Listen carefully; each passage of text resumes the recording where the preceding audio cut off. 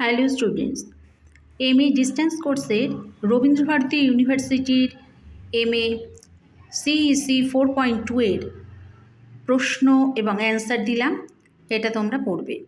আচ্ছা, এটা হলো রবীন্দ্রভারতী ডিস্টেন্স কোর্সের এমএ সিইসি 4.2 এর প্রশ্ন এবং উত্তর। তো প্রশ্ন দিয়েছি, রাজ্য নির্বাচন কমিশনের ভূমিকা ও কার্যাবলী লেখো। এই প্রশ্নটা অন্যভাবেও আসতে পারে, রাজ্য নির্বাচন কমিশনের ক্ষমতা ও কার্যাবলী লেখো। তো এখানে অ্যান্সার দিয়েছি আমি, দেখো যে সংবিধানের 73 নং ও 74 নং সংশোধনী আইনে রাজ্য নির্বাচন কমিশনকে সমস্ত দায়িত্ব পালনের জন্য নির্দিষ্ট ক্ষমতা প্রদান করা হয়েছে। এই নির্বাচন পরিচালনার জন্য একজন নির্বাচন কমিশনার নিয়োগ করার কথা বলা হয়েছে। তো এই নির্বাচন কমিশনের ভূমিকা খুবই গুরুত্বপূর্ণ। তো এইভাবে আমি নোটটা দিয়েছি, আর এর বেশ কিছু পয়েন্টসও আছে। তো এই পয়েন্টস হিসাবে বলি যে তোমাদের বেশ কিছু পয়েন্টস এখানে দেখাচ্ছি, যেমন হচ্ছে ভোটার তালিকা প্রণয়ন।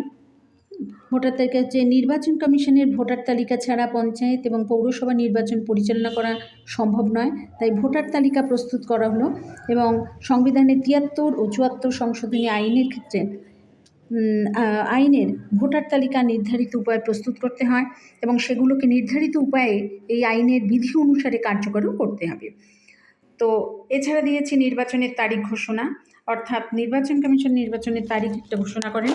এছাড়াও দিয়েছি যে প্রার্থীদের মনোনয়ন, যে নির্বাচনে অংশগ্রহণ করতে হলে যে কোনো নাগরিক ব্যক্তিকে সৎ হতে হবে। যদি তিনি যোগ্য হন তবে তিনি একটি আসন পূরণের জন্য নির্বাচনের প্রার্থী হিসাবে মনোনীত হতে পারবেন। তো এছাড়াও দিয়েছি তালিকা প্রকাশ। আচ্ছা, ভোটের সময় নির্ধারণ।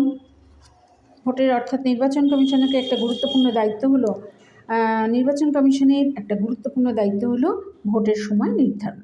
তবে এই ভোট গ্রহণের সময় হবে যা কিনা 8 ঘন্টার কম হওয়া উচিত নয়, এবং সাধারণত সকাল 7টা থেকে ভোট শুরু হয় এবং সন্ধ্যা 5টার মধ্যে সেটা শেষ হয়।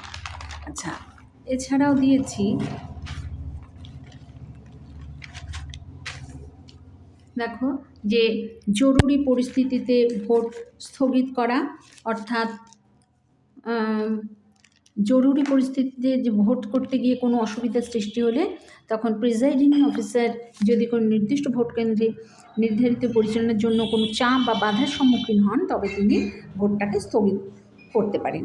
আর এছাড়া গণবিজ্ঞপ্তি জারি, ভোট গণনা, এগুলো হচ্ছে তোমার এই পয়েন্টসের মধ্যে তোমরা দেবে। আর লাস্টলি দিয়েছি একটা কনক্লুশন।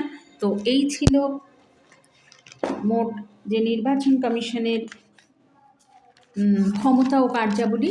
তো এই যে নির্বাচন কমিশনের ক্ষমতা ও কার্যাবলী, এটা হচ্ছে সিইসি 4.2 এমএ ডিস্টেন্স কোর্সের এই প্রশ্ন উত্তরটা।